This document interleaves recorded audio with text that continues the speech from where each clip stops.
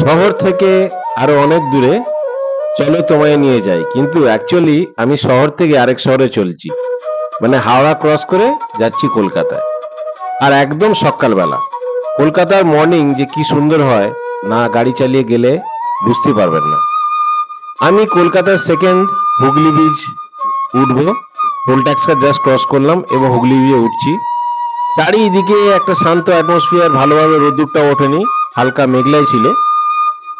রোদ্দুরটা দূর থেকে উঠছে, সূর্যটাকে দেখা যাচ্ছে এবং আমি গাড়ি চালিয়ে যাচ্ছি। কলকাতার এই মর্নিংটায় উপভোগ করছি। কলকাতার মর্নিং এ অনেক রকম অ্যাক্টিভিটিস, যে রকম অ্যাক্টিভিটিস আপনারা কল্পনাও করতে পারবেন না। শুধুমাত্র সকালে উঠে এক্সারসাইজ নয়, আমি আর কুড়ি মিলে ঠিক করেছি কলকাতায় ঘুরে একটু ব্রেকফাস্ট করব, ঘোরাঘুরি করব, স্ট্রিট ফুড খাবো। এইসব ভেবে নিয়েই সেকেন্ড ব্রিজে উঠে পড়লাম। এই হচ্ছে আমাদের সেই ফেমাস বিদ্যাসাগর সেতু, সেকেন্ড ব্রিজ, যেটা দিয়ে আমরা ক্রস করে কলকাতায় যাচ্ছি এবং একটা সুন্দর ভিউ, প্যানোরামিক আপনাদের দেখাবার চেষ্টা করছি। কলকাতা খুবই সুন্দর। দেখতে দেখতে আমরা এসি বোস রোড ক্রস করে একটু যাব কলকাতায় আরো দূরে।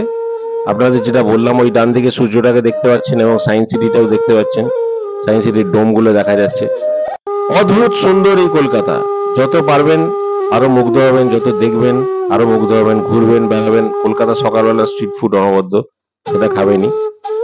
আর কলকাতা শুধু ঘুরবার জন্য না, কলকাতা ফিল করবার জন্য সব সময়। কারণ কলকাতা হচ্ছে এমন একটা শহর যেটা আপনাকে ফিল করে এবং আপনিও সেই জন্য রেসিপ্রোকেট করবেন তাকে ফিল করে। সকালবেলা কলকাতার বিভিন্ন রকম রূপ, আমি তো খালি সুন্দর জায়গাটা দেখাবার চেষ্টা করছি। এছাড়াও বহু জায়গা আছে যেখানে কলকাতা আপনারা যেতে পারবেন, ফিল করতে পারবেন। যেমন বড় বাজার আছে, গঙ্গার ঘাট আছে, গঙ্গার ঘাটে যেমন সকালে গিয়ে আপনারা কুস্তি দেখতে পারবেন। অনেক কিছু অ্যাক্টিভিটি আছে।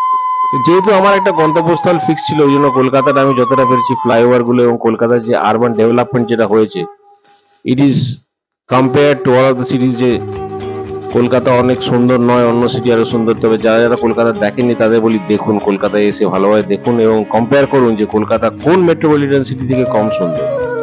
অবশ্যই আপনাকে কম্পেয়ার করতে অবশ্যই বলতে হবে। এবং বাঁদিকে দেখছেন মরিয়া সেরাটন হোটেল, এবং বিভিন্ন রকম সুন্দর সুন্দর এখানে স্থাপত্য তৈরি করা হয়েছে, বিভিন্ন রকম বিল্ডিং তৈরি করা হয়েছে, গভর্নমেন্ট বিল্ডিং থেকে শুরু করে এভরিথিং। তো আসুন কলকাতাটা ভালোভাবে এনজয় করি এবং সুস্থ থাকি। সবাই ভালো থাকবেন এবং আনন্দে থাকবেন।